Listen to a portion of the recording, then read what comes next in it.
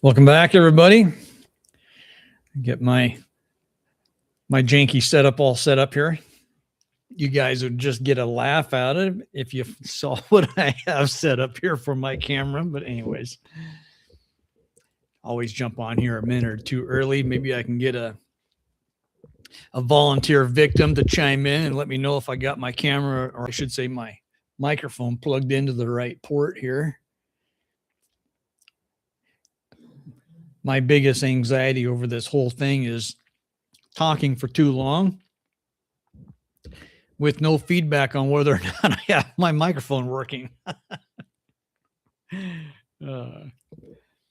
Anyways, we got a couple people on here. I appreciate it. If somebody chime in and let me know if my mic is working, I'd appreciate it. I'm assuming it is, but I've assumed a lot of things in my life, and I'd just soon stop assuming if I could.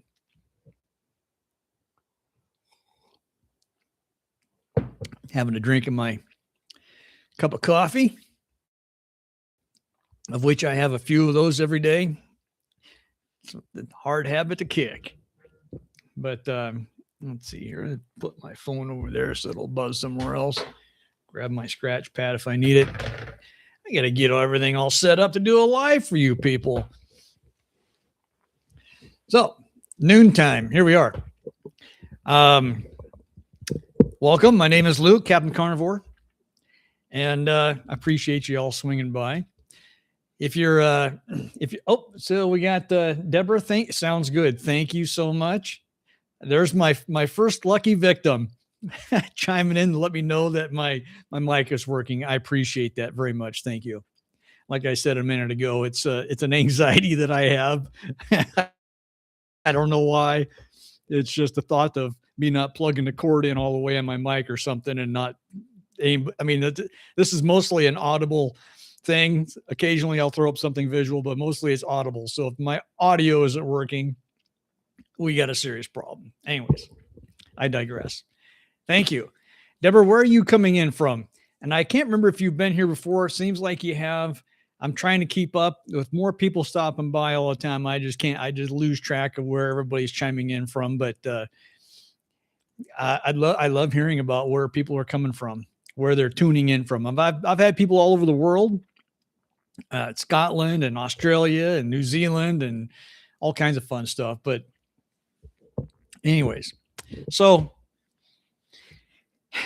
got the welcome out of the way. I appreciate everybody being here. So one of my let's see here. What's the news for Captain Carnivore?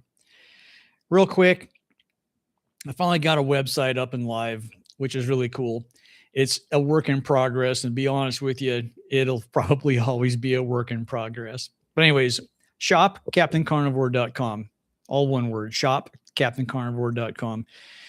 And right now I just have one item up for one item. It's my, knocking stuff over here. It's my burger press. You may have seen it before. Anyways, I've made videos of it. That's the only thing I have up there, and some other tidbit information, but I've got a lot more coming. Hey, Lance. Thank you. Happy Friday to you too. Absolutely. Aside from the fact that it's the end of a work week, Friday, the extra bonus for me is that I have Fridays off of work. So it means a little extra for me. So glad sometimes it's a long week. So Fridays are slow to approach, but it's finally here. And typically I have a full plate ahead of me. As soon as I dump this live, I'm going to get a haircut. It doesn't look like I may need one, but I probably do. Some would say, geez, well, you got a whole bunch on your face. That's not going to get touched. I'm going to go crazy with that. But anyways, going to go get a haircut. And then when I get back, I'm going to spend the rest of my afternoon with my wife. So it's going to be great. So anyways, what's new with the channel? Like I said, just got my website live. It's like I said, it's a huge work in progress, but it's something, it's fun. It's something fun. I'll probably have another video coming out early next week, I'm guessing. And I've got a couple of topics lined up. Don't know which one I'm going to pick yet, but I'll probably use the blindfold method to figure out which one. But the main topic of today's discussion, it's kind of an odd one. I'm not gonna lie to you. There's no profound backstory, not like no history behind it with family members or anything. No, none of that. But it is a topic that's it kind of resonated with me the more I thought about it. And that's basically finding our own path. And you can take this on whatever level you want. Finding your own path with your diet. Obviously, you're on a carnivore channel. You would immediately resonate with finding your way, finding your path with your diet. But this can go with everything. I mean, absolutely everything. So I made an observation earlier this week. And by the way, I see some people jumping on here, which I truly appreciate it. Chime in. Let me know where you're coming in from. That's always fun. I love to find out. Deborah, I can't remember where you're coming in from. Of course, Lance, you're from North Dakota. I know that.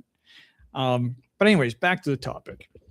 So this last week, I got caught into a YouTube loop of like, oh, what's this video about? What's this video about? What's this video about? It happens a couple times a week, death scrolling, whatever you want to call it.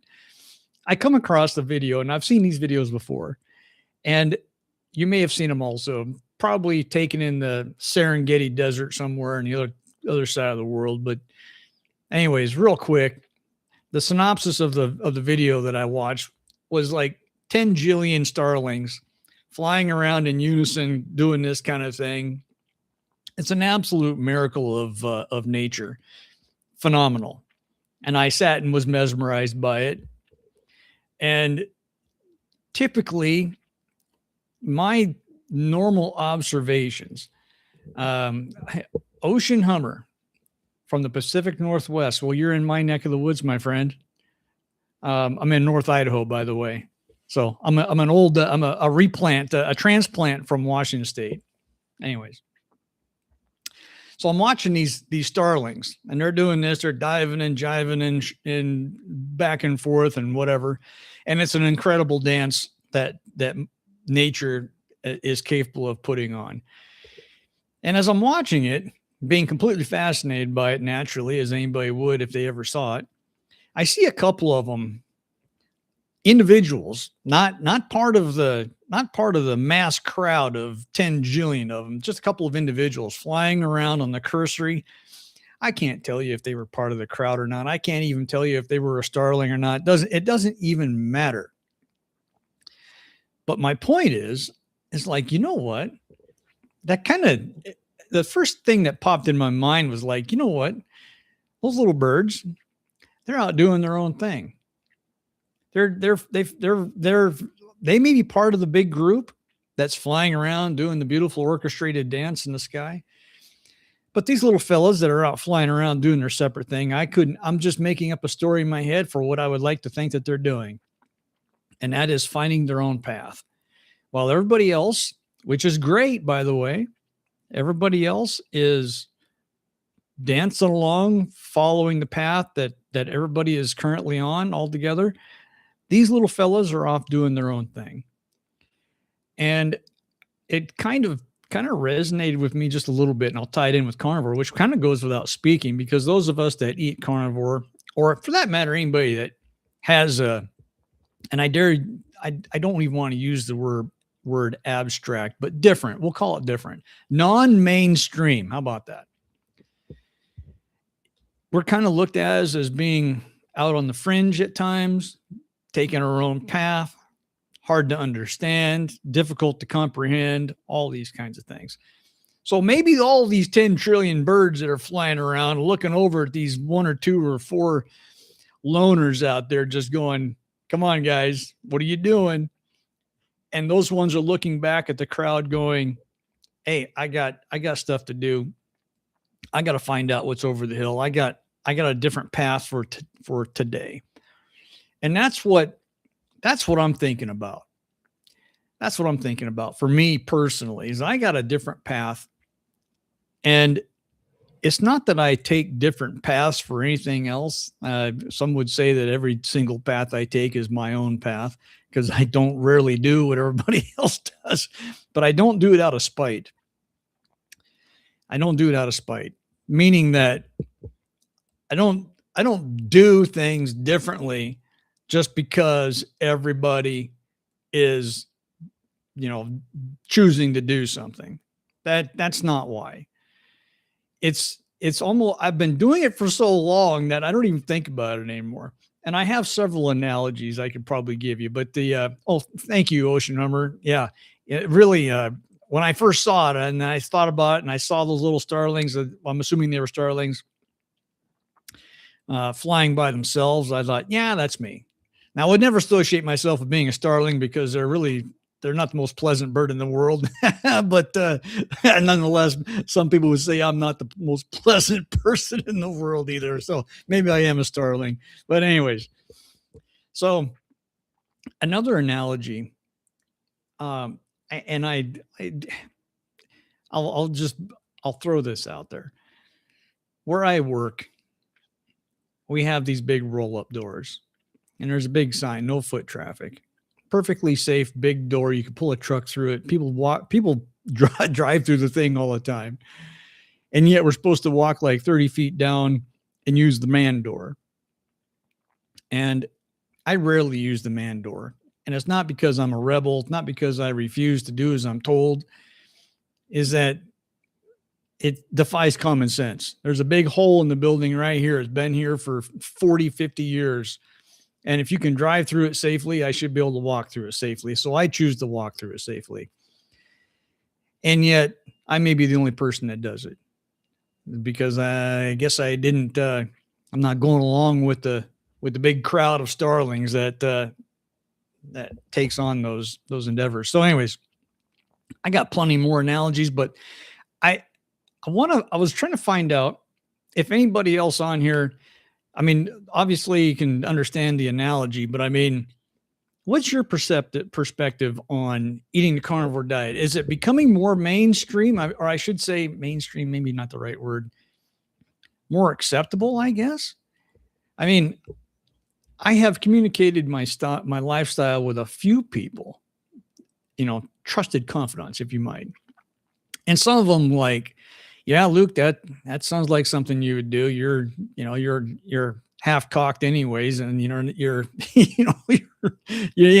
don't have a full glass anyways to begin with. And yet others going, that's interesting.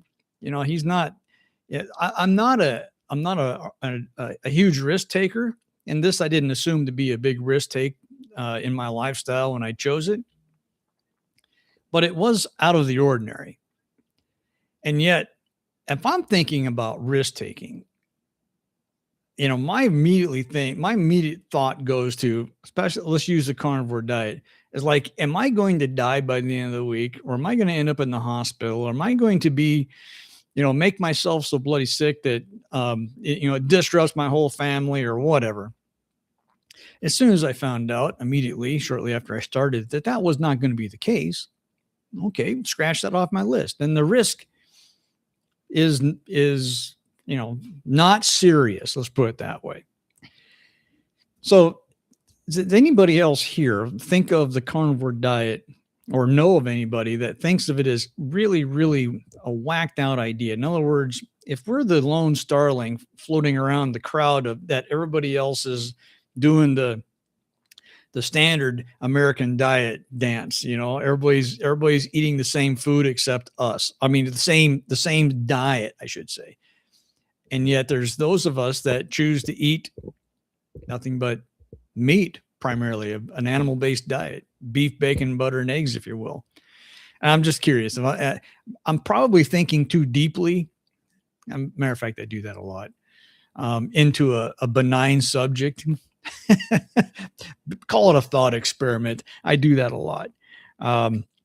It's a way of humoring myself, but it is fun to think about sometimes. And when I have people inquire, like, man, are you serious?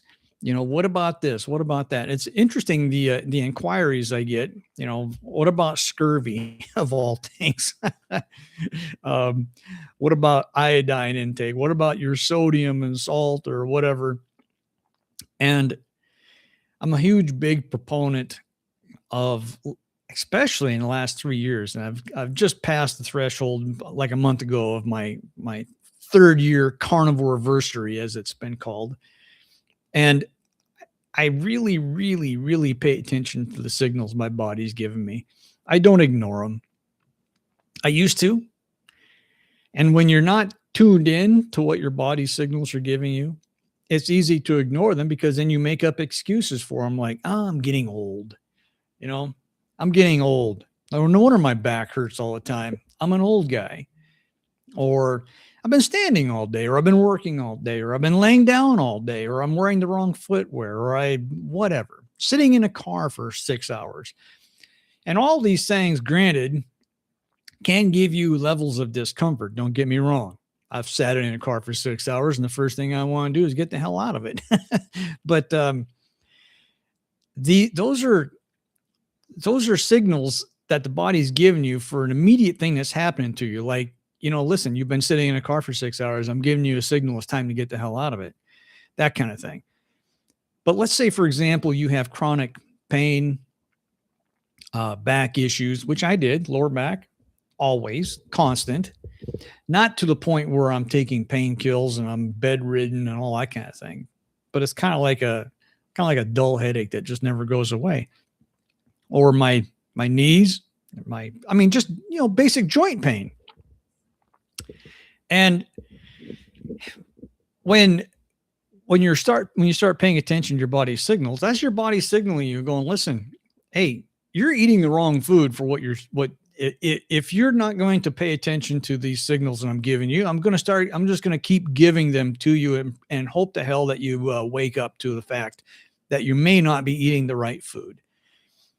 Now, I will say, this goes back to the Starling thing. There's a few people that are going out on their own. They're choosing their own path. Some people don't want to be a carnivore. Some people are opposed to being a carnivore. Some people are repulsed by the fact that there are people out there that eat nothing but meat.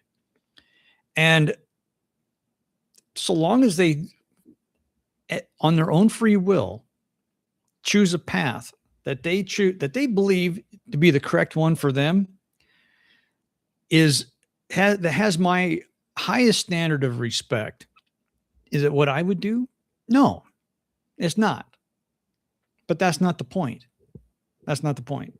It's my level of respect for somebody who is making a conscious effort to choose the lifestyle that they choose, no matter what really it is.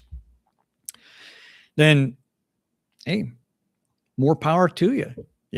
That's why I hold my friendship with the people that are vegans and vegetarians in my life so dear, because they do the same with me. We absolutely do not see eye to eye with the kind of food that we eat. So what? Big deal. But I will say that all the signals that my body's been giving me for the last 45, 50 years that have nothing to do with growing old, have nothing to do with standing around or working all day or any of these things. It has to do with eating the junk food, the crap that I did for so many decades. And you stop doing that, and your body starts giving you the signals. It's like, hey, I think you may have chosen the right path here, buddy. I'm going to do you a favor. I'm going to take away all your aches and pains, and God knows what else it took away. I'm going to clear up your brain fog. I'm going to do things you never even realized, which is absolutely phenomenal. Some would call it a miracle. And in a way, it really is. Ocean Hummer says, most people don't make the connection between what they eat and how they feel. So explaining carnivore diet to them is fruitless. No pun intended. I love the pun, by the way. That's great. Yeah. That the dangerous path. And of course, this is my personal opinion. As you may notice, I ain't no doctor. I'm just a highly opinionated guy on YouTube. I'm just a dude on YouTube. But I will say that there's an easy path. to overcome the signals, and you go talk to your doctor about it. And we all know where that leads. And so when the only change in your lifestyle is a pharmaceutical, in order to momentarily alleviate a signal that your body's given you, that is not a change in lifestyle. I mean, it is, but not the one that's going to remedy what it is that's causing all the issues. You're obviously, we all know this. This is kind of like, beating the old dead horse. We all know you're just covering up the symptoms, so that you can continue on with the way you've been going, eating all the same food. You take the right kind of pill. And I used to do this too, for stomach problems. Like, oh man, my stomach is like, man, I'm killing myself here. This is terrible. I can't even, I can't even eat the bread that I love to eat and drink all the beer that I used to drink. So my stomach was killing me. So I started popping these pills, make that pain go away. But did you think that I quit eating all the bread and grains and all that crap, or stopped drinking beer at the time? No, I didn't even slow down. The idea was not to slow down. Like, oh, I can still maintain my current lifestyle. That's the trap. Today's healthcare system simply manages decline. Ocean Hummer, I'm with you. I'm with you. Hi all. Oh yeah. Sims. Okay, Cynthia. Gee whiz, I tell you, you're putting me to the test. Hi all. You're Cynthia. Cynthia? Hell, I can't remember. But thanks for dropping in. I'm trying to remember everybody from way back, and I don't even know who the hell I am from time to time. But I love seeing you all here. Yeah, Cindy.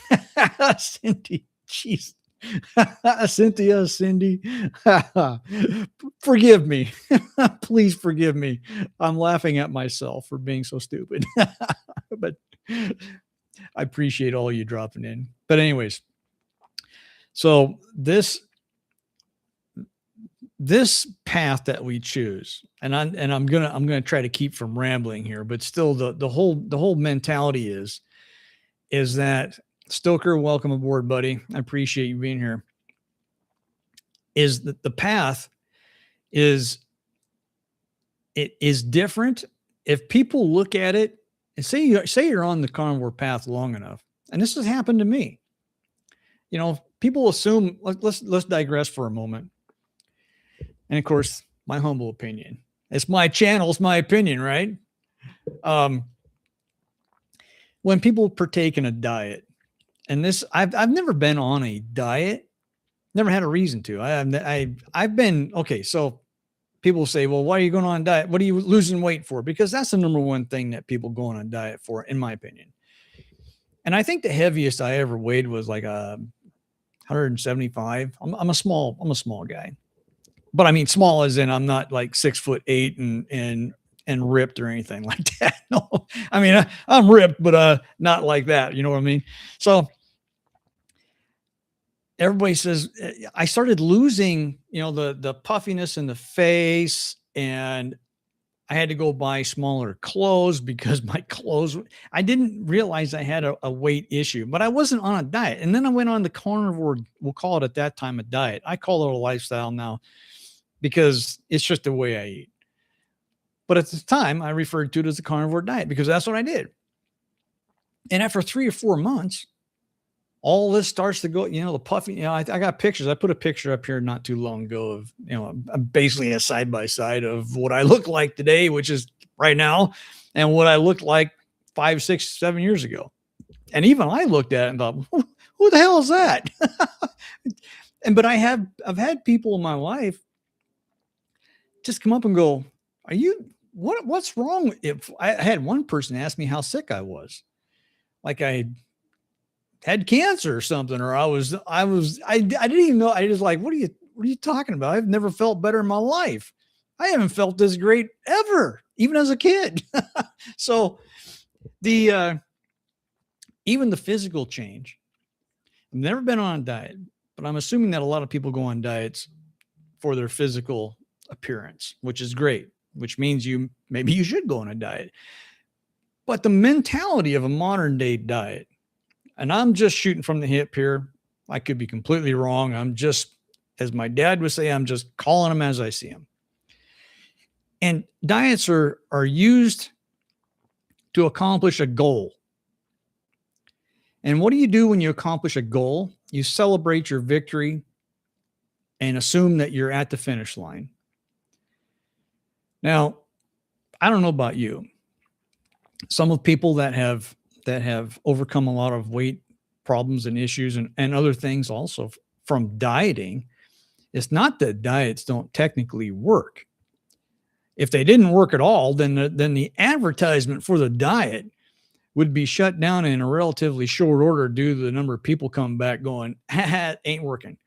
The problem is, please correct me if I'm wrong, and I'm just stereotyping all of these diets together, is that some obviously work better than others, of course, but when the goal is reached, I'm going to lose 40 pounds. Okay, great. Maybe you need to lose 40 pounds. Maybe you only need 30, or maybe you need to lose, it doesn't matter. Pick a number. When you reach the goal and you're at the finish line and everybody's celebrating, and I'm not saying that you shouldn't, and by God, if that's your end, then mission accomplished. The problem is people will stop and they'll go, well, this problem's solved. And a lot of people go right back to doing what they were doing before, or they slowly creep back into poor habits. And what do you expect is going to happen? So some of these diets probably, like I said, I've never even been on a diet. Some would assume, well, yes, you're on a diet. You're on a carnivore diet. Okay, whatever. So I guess I am on a diet. But the reason why it's not a diet for me, because the lifestyle goes all the way. I don't have a goal. I guess my goal is to stay on this lifestyle right up until I take my last breath. Radioactive, my friend, you're here. Yeah, sorry I'm late. Hey, don't worry about it. Boy, I'm glad you're here, though. It's great. Welcome aboard. Radioactive is a good friend. So if the diet has an end goal, and like I was saying, you tend to associate that with a finish line, and you stop, then you truly were at that point, past tense, on a diet, possibly going back to what you were doing before. And so what the hell do you think is going to happen? So that's the difference between in my most humble opinion, the difference between a lifestyle and a diet is that diets I look as being temporary. Now that may be nitpicking a definition for a word, whatever. Some would say, well, you're on a carnivore diet. Yes, I am. But I don't refer to it that way because in my brain, I associate diets with something that's temporary. This is not a temporary path for me. It's done well for me, treated me well. And if it's treating me well and working fine, then I have no desire nor reason to change. Okay. Cynthia. I'm never going to remember that. It's so simple, but I apologize. Glad to see you here, Radioactive. My vegan daughter and I talked for hours today and told her about you. She agrees that you know, and by the way, Radioactive, everybody, Radioactive is, forgive me, Radioactive. It's either a vegan or vegetarian. And to me, it's either or. You're still of the brotherhood here. You're more than welcome because we've had some interaction for the last couple of, I don't know, it's probably been a month or two or three.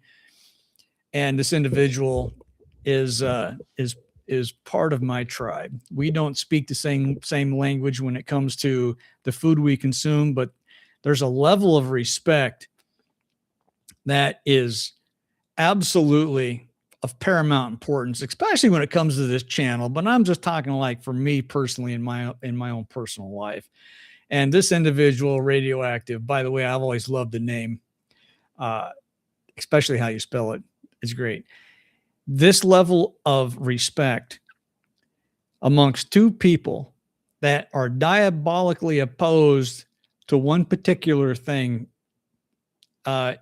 it's important to me, because I will tell you one thing: it doesn't take a brain surgeon to figure out and look around to see all the big issues. I ain't gonna even bring them up because I don't like to talk about them anyways. But the big issues amongst the nation or the country or the states or the planet, whatever the hell it is nothing but a place of division and divide. And I don't live that way. I don't live that way. So the level of respect. Anyways, that's why I'm giving a quick backstory to my good friend Radio. we agree not to agree, and all the things that are obvious because of that, because of the food we eat. But that is, I'm sure after that, it's we probably the level of respect is off the chart. Anyways, oh yes, yeah. You know what? There's people that worry about me, about what I eat. Like I was mentioned earlier about, people going, what about your vitamin C? What about this and what about that? And like I led into from that original comment was, I just listened to my body's signals. And by the way, vitamin C deficiency leading to scurvy. Hey, listen, I haven't looked into it a lot, but I know that scurvy is an absolute horrendous way to succumb to death. And I'm not going to easily succumb to death. And if I feel like some hell's happening to me and I get the impression that I need some vitamin C, by God, I'm going to go grab some. I'm going to eat a lemon, a green pepper. I don't give a damn what it is, and I'll solve my problem. But I don't believe I have a vitamin C deficiency, especially one that is leading to the point of illness. And I'm not quite convinced that I need anybody to really convince me that I have this issue, because my body is, I'm not saying that I'm one with the universe with my body's signals, but I'm no idiot to it either. And when something's happening, I pay attention. That's all. Just got my Carnivore Ron, by the way, buddy, welcome. You just got your power back on. Listen, we were talking days ago that your power went off. Are you telling me it just came back on as in like today? Because if that's the case, that is remarkable. It was off for a week, maybe, which is a long time. By the way, Ron, I appreciate you being here, buddy. It means the world to me. We got some catching up to do. Let's see. And we got some wonderful correspondence between two of my tribe members here, Carnivore tribe, my Carnivore Campfire. Some of us are not carnivore, and that's perfectly fine. Let's see. No, it went out. It went out. It went out again. Okay, well, we'll catch up on with that later on, because it sounds like you're coming in and out of power, which is absolutely absurd. And I'm sorry to hear all that, because where my wife and I moved from our old homestead, our power went off all the time. So, I mean, my generator was pretty much always warmed up. So what are you guys all eating today? I got something on a plate right here. There's a little paper plate that I got, and I've been nibbling on this, because I haven't even made myself anything to eat, to be quite honest with you. I'm not even going to make myself something to eat. I'm just going to nibble on my snacks. I've got some of my beef snacks, my dehydrated beef snacks, right? Looks like a piece of jerky. It's dehydrated hamburger, right? I've got videos made it a ton of times, but now this is my latest thing here. I took an old thing from a saltine cracker. I'll put some butter and some smoked salt on that sucker, and it kicked it up a notch that I just can't live without. That's my new snack. Take my beef snacks that I dehydrate, put a slab of butter on it, sprinkle some smoked salt on there. Bada boom, bada bing, a happy man. Let's see here. Radioactive. I just ate some toast with non-dairy cream cheese. Later, I'm eating stir fry with tofu. Well, good job, buddy. Sounds like you are on a roll. And I mean that sincerely. Like I said, we choose our own paths. And, you know, those listen to our bodies, listen to our bodies. Some people might balk at me and go, my God, you're on a carnivore channel. Why are you talking about anything other than carnivores? Because this is a carnivore lifestyle channel, to be honest with you. And there's a lot of things in a lifestyle other than just what we eat. Although I talk a lot about what I eat, but I also talk about a lot about respecting other people on a fundamental basis. So everything is better with real butter on it. Boy, Ron. Yeah, right. I'll eat this in front of you, but I'm not going to. Number one, that would be rude because I can't share it with everybody, but God almighty, it's good. And you know, I've talked about this before too. The simple fact of I've had this conversation 10,000 times. And that is like, don't you get bored eating the same thing every day? And when I say eat the same thing every day, I do eat pretty much the same thing every day. And the answer to the question is no, I don't get bored. Or I should say, I haven't gotten bored yet. Part of it might be because I drift in and out of these little guys right here. Add a little extra texture, flavor, whatever to my routine. Now, do I have cravings for other things? Not anymore, really. I mean, in the beginning is like, give me some cheesecake, please. I'll take some, give me some a strawberry or blueberry, a huckleberry. I don't give a damn. Just don't even put any of that on it. Just give me some cheesecake. That kind of craving. It's not a prevalent thing, or it wasn't, I should say, because it's certainly not now. But I don't have those anymore. And maybe it's because I purged my body of whatever I needed to purge it of in order to not have those cravings. But in order to get past the mundaneness of eating the same thing every day, the struggle isn't as real as what it used to be with me. Used to be real for short periods of time. Let's see here. We all have our own path to follow. Some excel on a vegan and some on a carnivore, but we all benefit by not eating ultra processed foods. Lance, Bing, nail on head, buddy. Nail on head. Hey, that is, as a matter of fact, I couldn't have said it better myself. I should screenshot that right now so I can sit there and regurgitate it to myself 3 or 4 times. But you are absolutely correct. Everybody's talked about this, the elimination diet and elimination this and that. Of course, everything is an elimination. If you're going to change your diet, you're restricting something and partaking in something else, so to speak.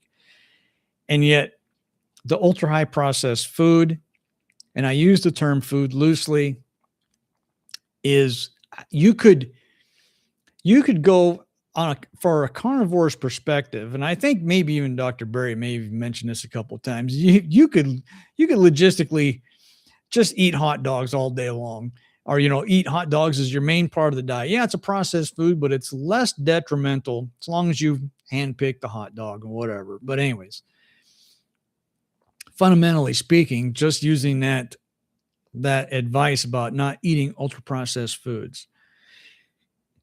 In theory, you could become much healthier if you ate nothing but fine, hand-picked hot dogs. Now, is that what I would do? No, that's not what I would do. But it could be done, in my opinion. And if Dr. Berry says it could be done, and I'm guessing that's where I got that from, if my memory, not my failing memory anymore, but if my memory serves me correct, that's where I came from. Well, by God, if that man says so, he has a high level of credibility with me. It just goes without saying. By the way, he's the one responsible for me becoming on this carnivore lifestyle. Doggone you, Dr. Berry. You did this. Now my wife knows who to blame. Is the ground beef jerky same texture as sliced beef jerky? No. So it's funny you said that. And I buy this for my grandson and my wife. I have some Bubba's. This is beef jerky. I don't have the bag opened yet. Maybe I should. This is store-bought, naturally. And I actually am going to make some, by the way, I'm going to make some jerky. And I've got videos on that too, but I'm going to make some.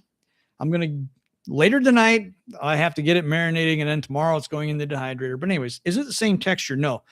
Here is a piece, and this kind of cracks like a cookie or like a cracker, so to speak. And when you eat it, it's a little bit chewy. Now, this is all relative. Pardon me while I talk with my mouth full. I don't like being rude. But it all depends on the jerky. This bag of jerky right here, store-bought. It's the most succulent jerky you'd ever eat. Texture-wise, probably 11 out of 10. It's wonderful. Tastes great. Has some ingredients in here I wouldn't recommend, like brown sugar, and it probably gets worse from there. Do I eat this? Do I have a piece of this? That is a different question. Yes, I will eat a piece of this. Do I eat it? As in handfuls out of the bag? No. I got my own. I got a whole plate of it right here. The jerky that I make, I use Top Round from Costco. That's where I normally get it. It's where I have been getting it. I got 2 rows sitting on the counter right now that are thawing. And Jimmy, welcome. Good afternoon, my good friend. Jimmy's on board. Jimmy is a dear, dear friend of mine. So the jerky that I make, if it is a carnivore recipe, which by the way, I am developing several of them. These are my own custom recipes. I'm going to share them with everybody as soon as I get them dialed in. They deviate from the old school recipe that I made for many, many, many years. My kids were this, they were this big when they started eating dear old dad's homemade jerky. And it was jerky candy, honey in it, brown sugar, molasses, all the good stuff. And I still make that as a holiday treat for the kids and the grandkids because it's so damn good. But that's different. That's more like the texture of this stuff here. Soft, pliable, yummy, sweet, all the pleasant things in life. The jerky that I currently make is almost identical in texture, except it's in thinly sliced beef form. This is hamburger. Almost the same temp. I dehydrate the same temperatures. I think I do it 165 for like 8.5 hours, something like that. So the texture is beef. It's thinly cut beef, or in this case, it's strips. And I've got videos on that. I got the meat zuka that I use to squeeze the thing out. And anyways, I make these strips and dehydrate it. Bada boom, bada bing. But it's all done at the same temperature, the same amount of time.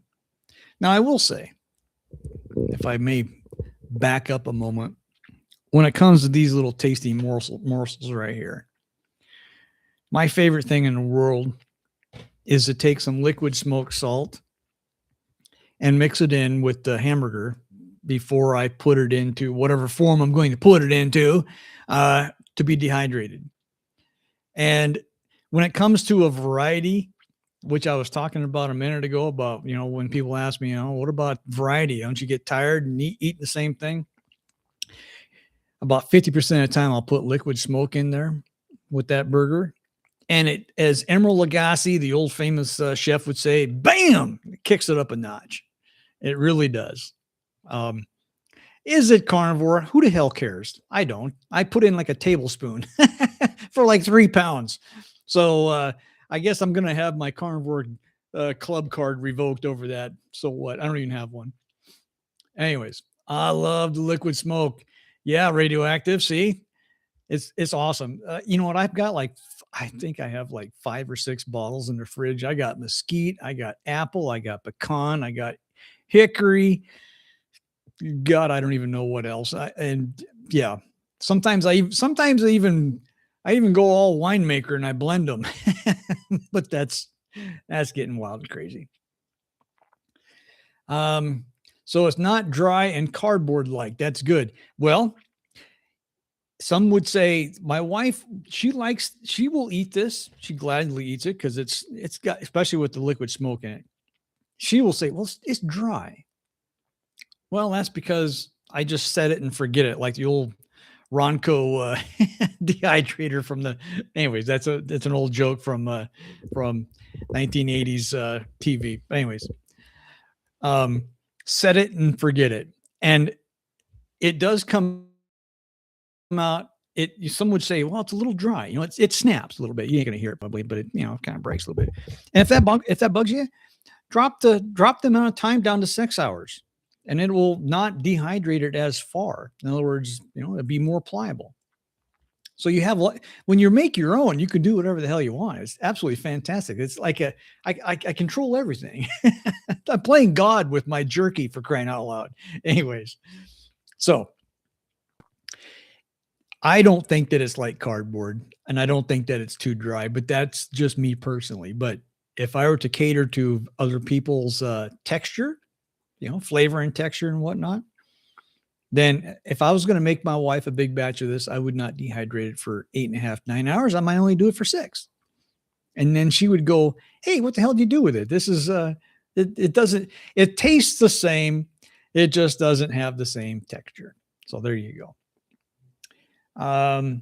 Cynthia, I've checked out your recipes, Luke, and noticed, so I'm not even sure what that word is in one of your recipes. Why did you add that? I used that when vegan, not since. I can't say I like the taste. Are you talking about allulose? Is that spirulina? You have to apologize. I don't understand the term. If it's allulose that you're talking about, which is probably the only big worded thing that I do throw into some of my recipes, not all of them, but a lot of them. And that is just probably the most, at least from what I've been able to gather, correct me if I'm wrong, I am no expert, but it's probably one of the most carnivore lifestyle, carnivore diet friendly sweeteners when it comes to controlling insulin levels and all this blood sugar stuff. And right now I've already exceeded my level of expertise. I have mentioned words that I know nothing about, right? Just so you know. But when I want to use a little bit of, if I want to experience a little bit of sweetness, I will use allulose. Is it perfect? Probably not. Does it fall under my level of maintaining a 95% level of carnivorism, if you will? In my humble opinion, yes, it does. I am not a purist. I am drinking a cup of coffee out of my handy dandy Campfire chat mug, which I'm going to take a drink right now. And it's delicious. It is not carnivore. I don't claim to be a carnivore purist. I am a practitioner of a 95% carnivore lifestyle. Allulose will not take you out of ketosis. My buddy Ron here, dear friend of mine, was the one that turned me on to allulose. And I went and bought like 5 pounds of stuff. I do use it. I don't use it in everything, but I do use it. And it is right on the bag tells you it's vegan friendly. Well, that's fantastic. I'm vegan friendly. I'm friendly to vegans too. We should all be friendly vegans or vegan friendly or whatever. But I do use it. I'm assuming that that's what you're talking about, Cynthia. I think that's what I'm looking here. Yeah, spirulina. Those are words I don't know anything about. I'm ignorant on so much. You're going to have to bear with me, and please forgive me when needed. But I do use allulose, yes, and I haven't had any ill effects. Obviously, if you just started chugging that stuff and spooning it down your throat, like anything else, I'm sure that something bad's going to happen to you, or at least something unpleasant. Um, yep, natural sugar that your body can't use, so you pee it out. That sounds fantastic. And it adds a little bit of sweetness. In other words, that goes back to, like I was saying, when you have that desire to mix it up. Excuse me, I'm sorry. See, I had a piece of jerky, my homemade jerky, and I burped. I'm sorry. When you have that desire to have a switch up, a change up, but you don't want to go off the rails. You don't want to order yourself a Domino's pizza or something like that, whatever. Doesn't matter. And yet you still want to maintain, like I've always said before, you're driving down the Carnivore Road, right? Your preferred lifestyle road, if you will, Carnivore Road. And you're taking a little swerve in the road. You're not driving off the damn thing and out into the field and hitting a telephone pole. You're not taking a bender all week long or weekend and torturing yourself outside of your preferred method of eating. You just want to experience a different texture, a different flavor, a remembrance of what something may have tasted like. And I have been putting allulose into the last couple of batches of my homemade jerky just because of that.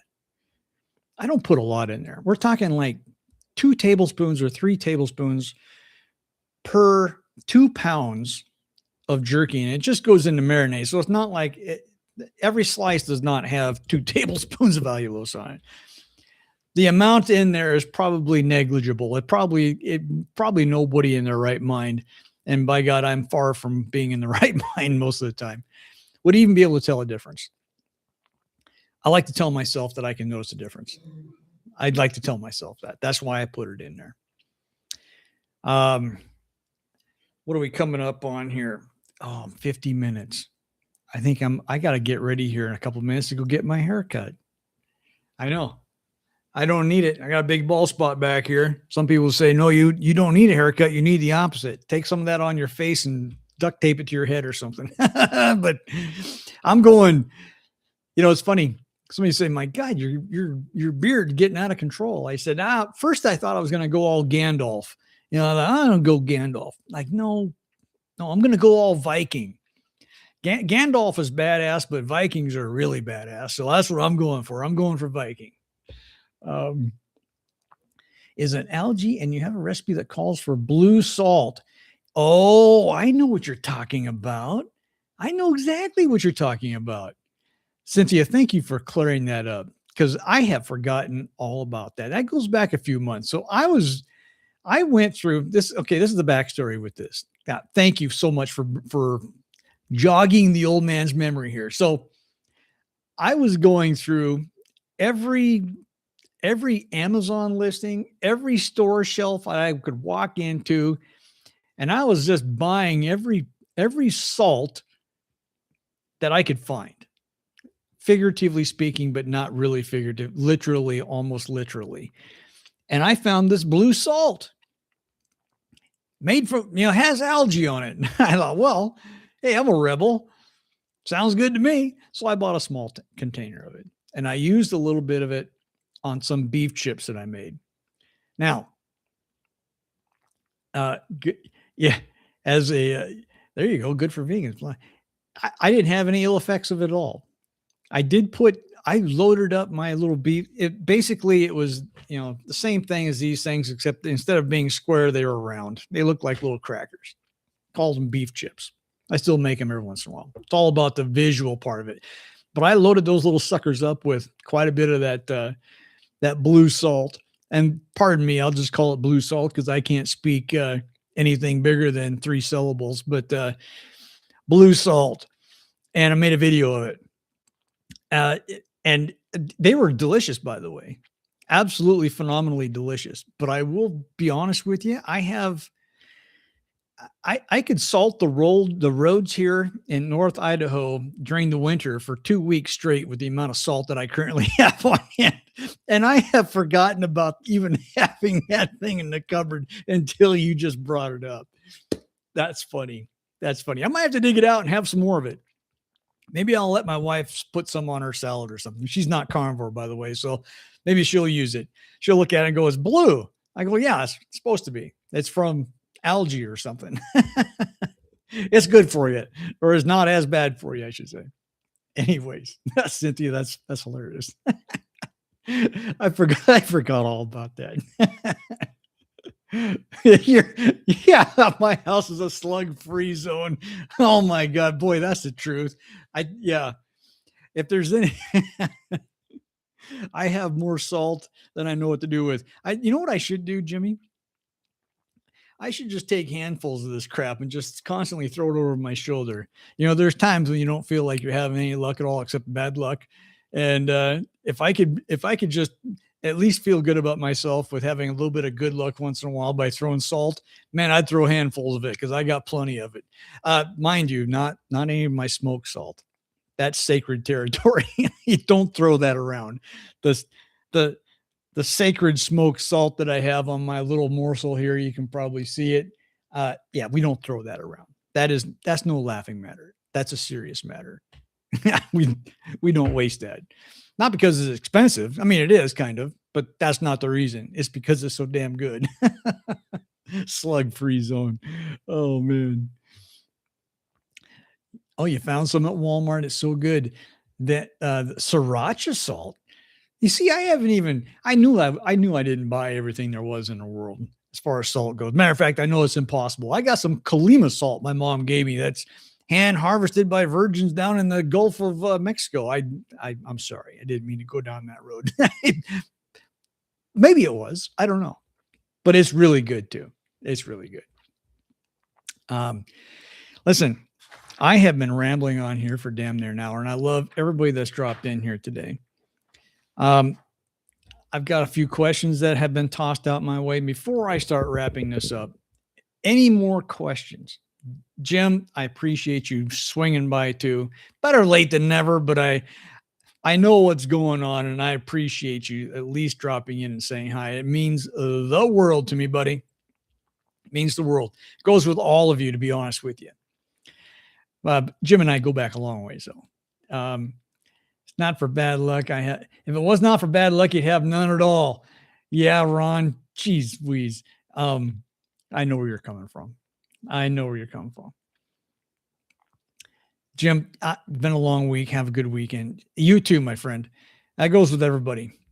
As soon as I get back from getting my hair cut, then I'm going to go hang out with my wife for the rest of the day. It's going to be absolutely epic. So, first time here, just subscribe. Thanks for the chat. Ocean Hummer, thank you so much. You said you're from the Pacific Northwest. Can you give me a little bit more of a detailed hint before I go? I grew up in Northeast Washington, just so you know. And yeah, I grew up there. Just don't finish up that Ron with a raspberry. Yeah. And yeah, Ocean Hummer, by the way, thanks for the subscribe. And I appreciate you coming by. So now I know, okay, Ocean Hummer, you're from the Pacific Northwest. Okay.